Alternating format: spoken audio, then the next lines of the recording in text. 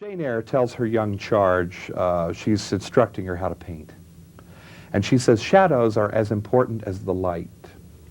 Strikes me that that could be a personal as well as artistic credo for you. As a filmmaker, as an opera director, as an artist. Shadows and light. Tell us a little bit about shadows and light. But it's quite extraordinary, because I just finished saying to your colleague that came before about this point. That was not only the striking line, it's a line, shadow is important as light. But it was also, had developments in terms also of how to photograph this film. With my cinematographer, David Watkin, who is an extraordinary artist, with whom I've worked always and done great things together. Before we start, just say, how would you like to do it, or what do you think? And I said, there is a line which says, shadows as important as light. Let's keep that in mind. And in fact, the film is permeated by these shadows and lights. There's shaft of light and that brooding shadows, the mystery of this house, the mystery of their hearts, the fear. There are shadows in this film which are readable.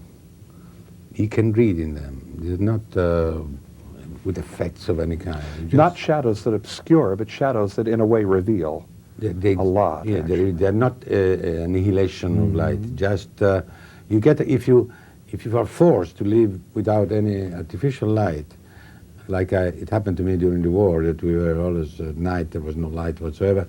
I conquered back the sense of darkness, so I could define it.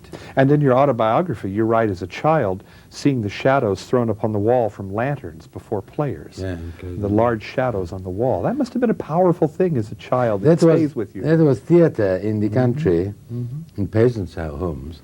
There was always, there were actors coming, these poor, funny people, some old, some young, some very comic, some other dramatic. They traveled from one house to the other. There was no television, was nothing. So they, by the fireplace, most of them had their own dog.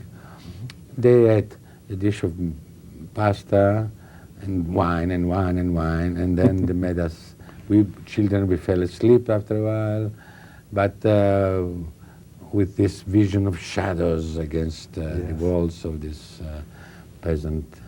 And to follow an operatic analogy, this does not have the flamboyance of, say, a Verdi, but more the quiet verismo of a Charpentier or something. There's a quieter, more restrained quality to this film than I think in anything of your work I've ever seen. Thank you. Now, does that mean... I'm fascinated by the lighting that is contrast, but together with light, darkness and light create a planet well defined. And sometimes light becomes shadow and shadow becomes light.